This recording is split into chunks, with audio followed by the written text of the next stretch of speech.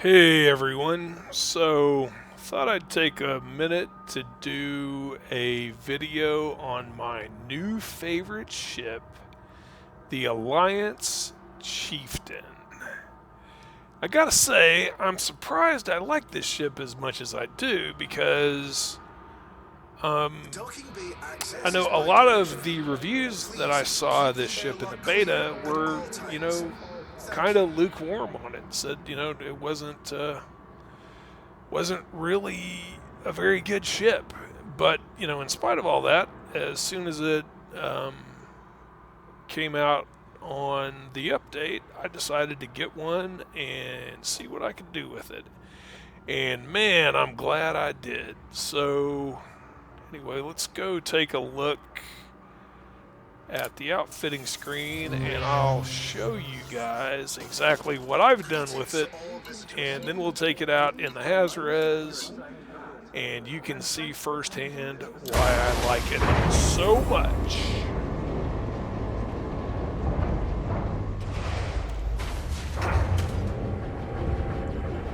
Alright, so I'm going to try to go through all of my engineering modifications fairly quickly here.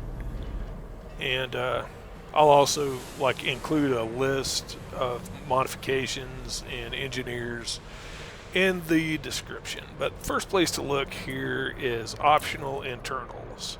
And I think one of the really important things with this build, it's not actually an engineering modification, but it is pretty important. And that has to do with module reinforcement. Because I think one of the big complaints I've seen about the Chieftain is the fragile canopy. And I have to admit, the first couple of times I took this out into combat, my canopy got blown out every time. So what I did is I went back and I added a couple of module reinforcements. You can see there I've got a 2D reinforcement, and down in the military compartments I added a 4D module reinforcement. And since I've done this, I have not had a single broken canopy. And I mean, I've come back into port, shot up pretty bad, down probably below 30% hull. And I've had a lot of weapons malfunctions and stuff like that, but I have not had a blown out canopy since then. So, I think that's the key to it right there, is having adequate module reinforcement. If you wanted to have even more, what you could do is maybe, switch out, use another class 4, module reinforcement right there and just go with a, class 2 fuel scoop. Personally, I like to jump around between systems, and I really don't have the patience for, a class 2 fuel scoop. So, I find this right here is adequate. So the other thing, though, that people complain about are shields. And yeah, you're going to have to make peace with the fact that the shields are not good on this ship. And basically, so what I've done here is I've gone for bi-weaves. So yeah, my shields are going to break, but at least they're going to regenerate more quickly. And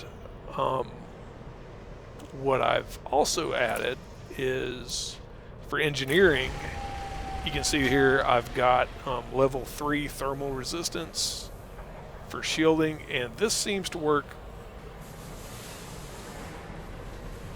This seems to work really well. Let's see if I can let's see if I can bring Inara up over here, and I'll show you where I got this mod, which is basically from her. So she's easy to unlock, and the reason I've only got a level 3 is because I don't have anything, an engineer that can give me a higher modification unlocked, and this does pretty good for now. Maybe at some point I will unlock another engineer, because you basically have to get Lee Chung. I don't think he's all that hard to unlock really, but just haven't gotten around to it yet. So I'm using level 3, and you can see this is what you got to have for your level 3 upgrade. Alright, so let's move on to The next thing I've got here, I'm running a couple of shield boosters, but they're just like grade 1 shield boosters. You know, nothing too remarkable there. But the other thing that you really do need for this is hull reinforcement. You need enhanced hull reinforcements. And you can see here I've got level 5 and 2 level 4s, and I've got a pretty hefty hull boost down here. So we'll look at this. So all of my modifications are heavy duty hull.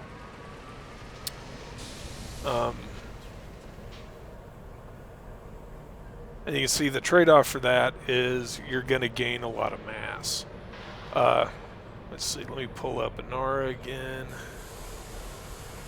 Okay. So, you know, I guess this is the one modification that I did have to unlock an engineer to get this because, pull her up here, this is the only engineer that's going to offer module or armor or hull reinforcement packages and armor upgrades.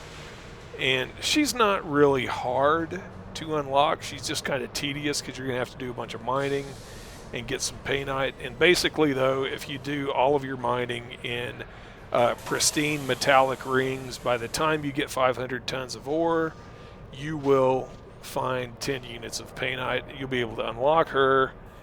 And for hull reinforcement packages, you're going to want to go with heavy duty. And you can see here, these are the materials that you're going to have to collect. You know, I got up to level 3 on everything really fast because these materials were not hard to get at all. I've had some trouble finding proprietary composites and core dynamic composites, and the only advice I can give you on that is when you're out in the Hazardous or wherever doing combat, every time you blow up a ship, look to see what kind of materials they drop, and if you see anything that says composites, you definitely are going to want to scoop them up because you're going to need that to do these upgrades.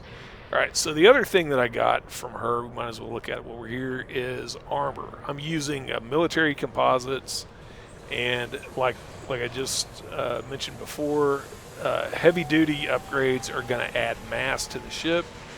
So in order to offset that a little bit, I decided to go for lightweight armor. So like I said, I'm using military composites with lightweight, and I think I'm up to level 4 right now. And as you can see here, you get a significant reduction in mass, and that will just, you know, that just kind of helps offset the increase in mass that you're going to get from your other upgrades. And so that's why I decided to go for that. It seems to be working out pretty well so far. All right. So now, I think that's everything here to look at. So the next thing is we'll look at core internals. So as I mentioned, I'm using military grade composites with lightweight modification. And as you can see there, I'm up to level 4 right now, and that gives you a significant reduction in your mass, which is going to help you, you know, it's going to help you move faster. And that's the other secret to this build, I think. As you can see down here, my top speed is 360 meters per second. My boost speed is 516 meters per second. You know, if you use grade 5 dirty drives, this ship is insanely fast. And so we might as well look at that right now. That's because that's probably the next essential upgrade is the thrusters. You can see I've got, as I mentioned, I've got level 5 dirty drives, and you're going to get those from Professor Palin. You know, Professor Palin is, you know, he's a little bit a little bit of a pain to unlock, but he's really not that bad, and he's definitely worthwhile getting unlocked. But the good thing about it is you don't have to have him unlocked right away, because for these Dirty Drive thruster upgrades, you can get up to a level 3 upgrade from Felicity Farseer, and she's easy to unlock. I mean, besides, you know, Todd the Blaster, she's probably the easiest engineer to unlock. At least she was for me. So, you know, you could go ahead and get up to a level 3 Dirty Drive upgrade from her while you're working on unlocking Professor Palin.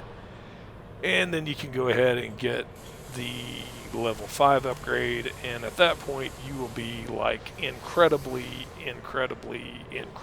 fast.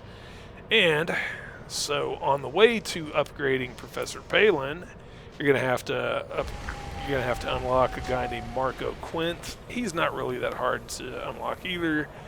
And for this build, you can get this modification from him. You can see here, armored power plant with a thermal spread, and this is not completely essential, but it's handy to have. You can see it.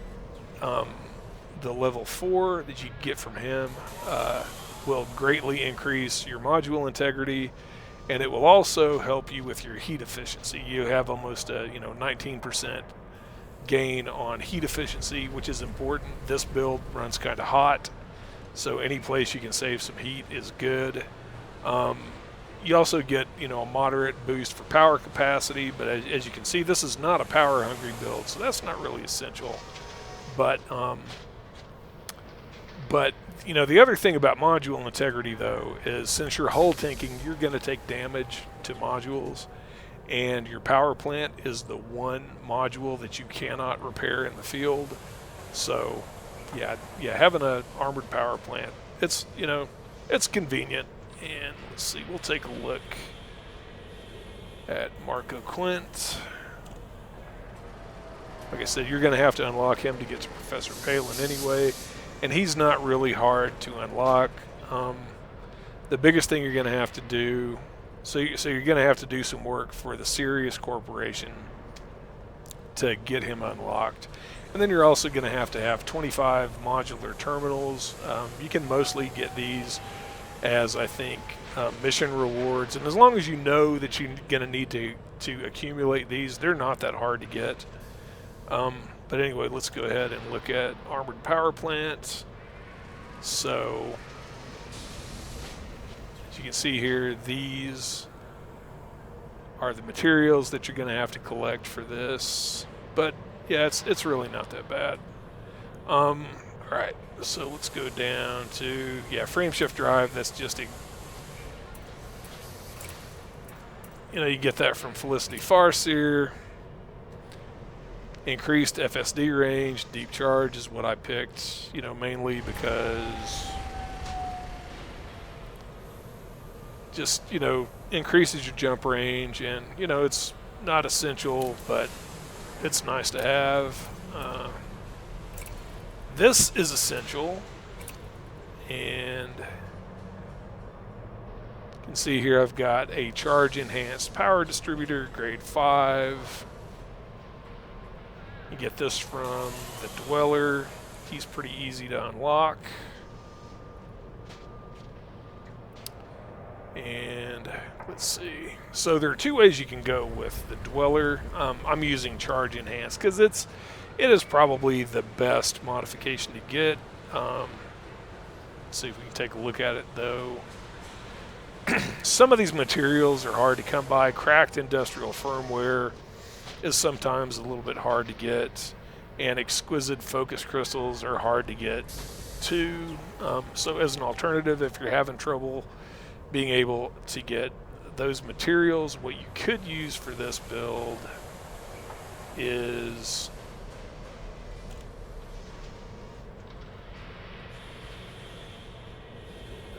let's see, where's that? Oh, here it is. Yeah, weapons focused. I used to use weapons focused upgrade on my Fertilance quite a bit just because it was easier to get these materials. So, that is an option. you can see here you are going to have you are going to take a hit on your shields and your engines, but you will be able to run your weapons as much as you want. So that's an option. But yeah, the charge enhanced is probably the best way to go for that. Okay, so it looks like, so that's really everything except for the weapons themselves. So if we take a look at weapons, you can see what I've done here. I know it seems like a lot of people don't know what to do with these small hard points. You can see here I'm using beam lasers on all 3 small hard points and my medium hard point. This works out. This seems to be working really well.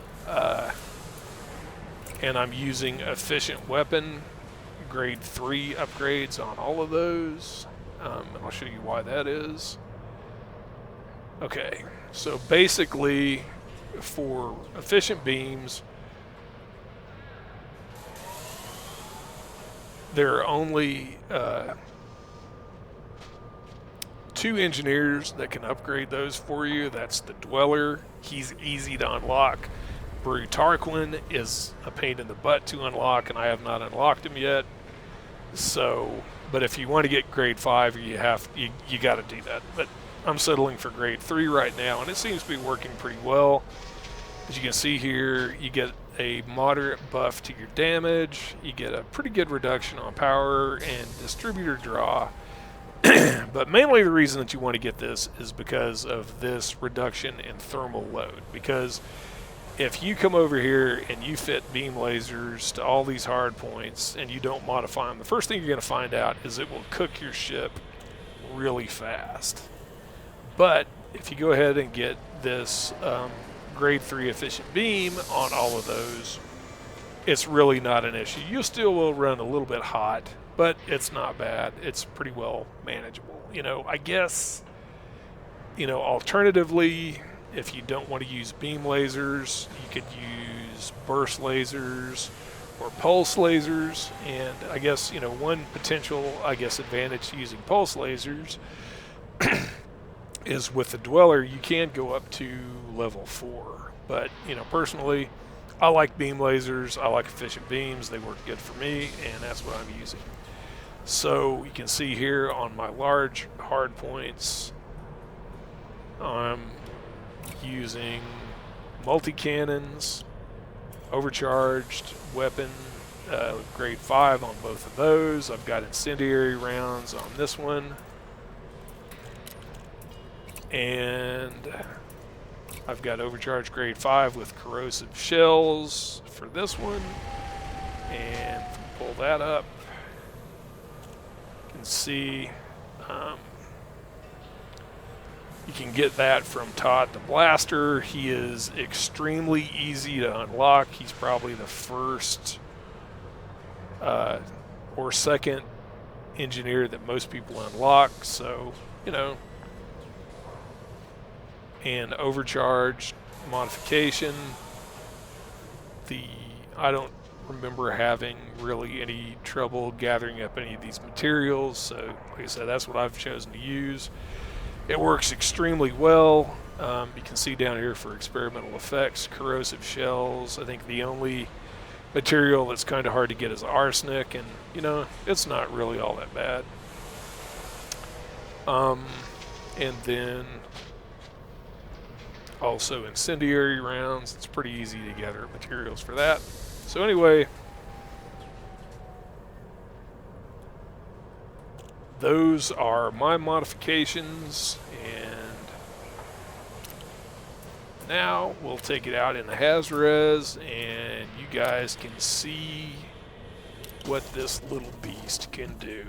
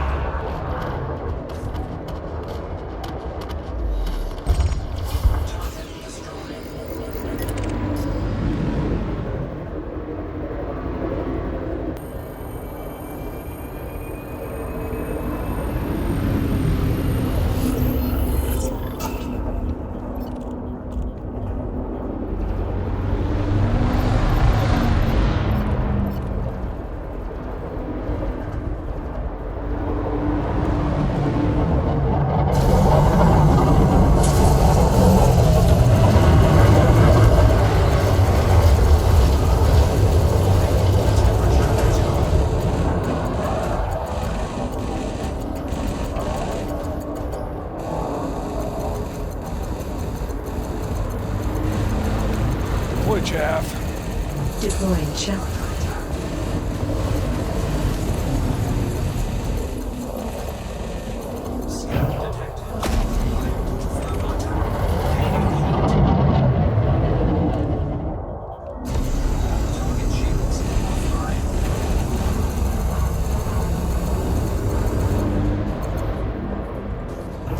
Deploy chaff. Deploying chaff.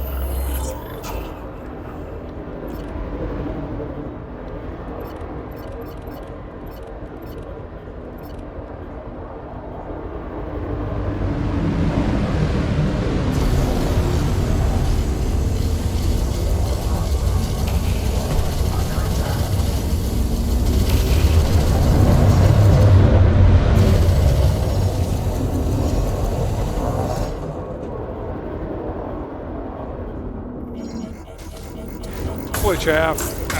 Deploying chaff.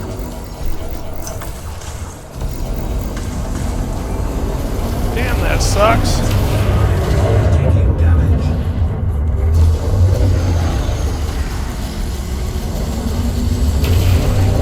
Range attack. Taking internal damage.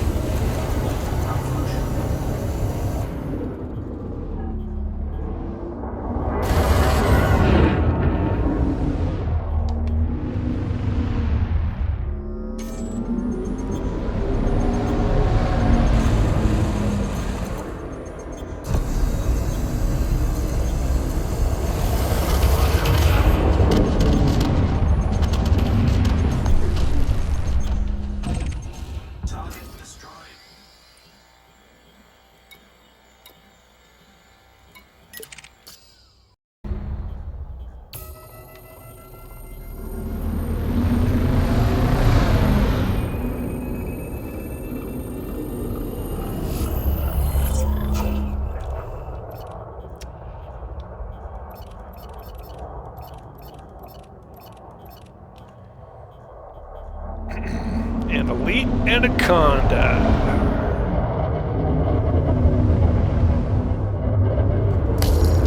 Huh, who can't drive?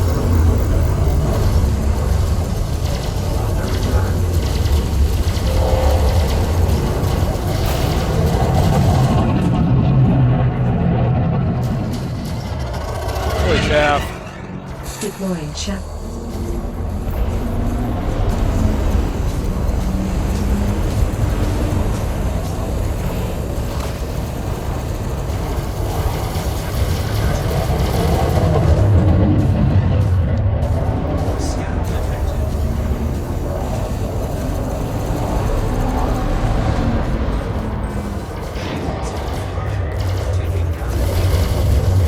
Holy chaff. Deploying chaff.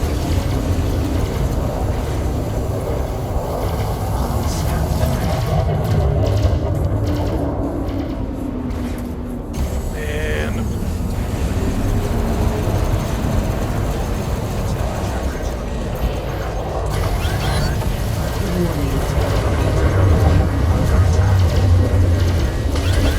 not time to be out of ammo.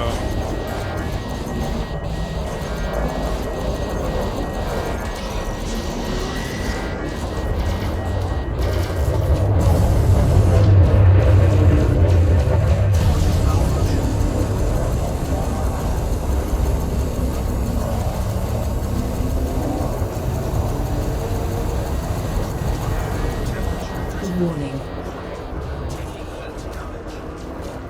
Deploy chaff. Deploying chaff.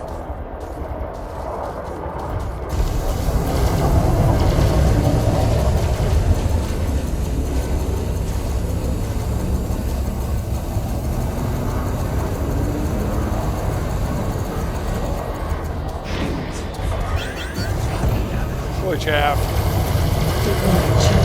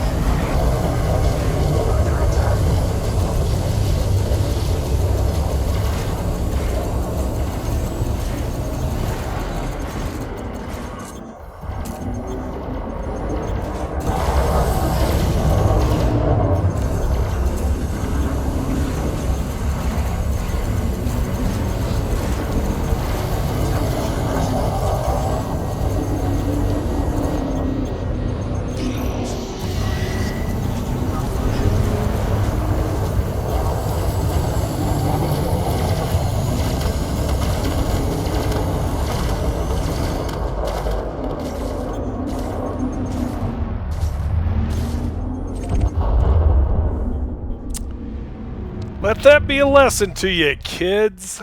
Make sure your multi-cannons have plenty of ammo before you attack an Elite Anaconda.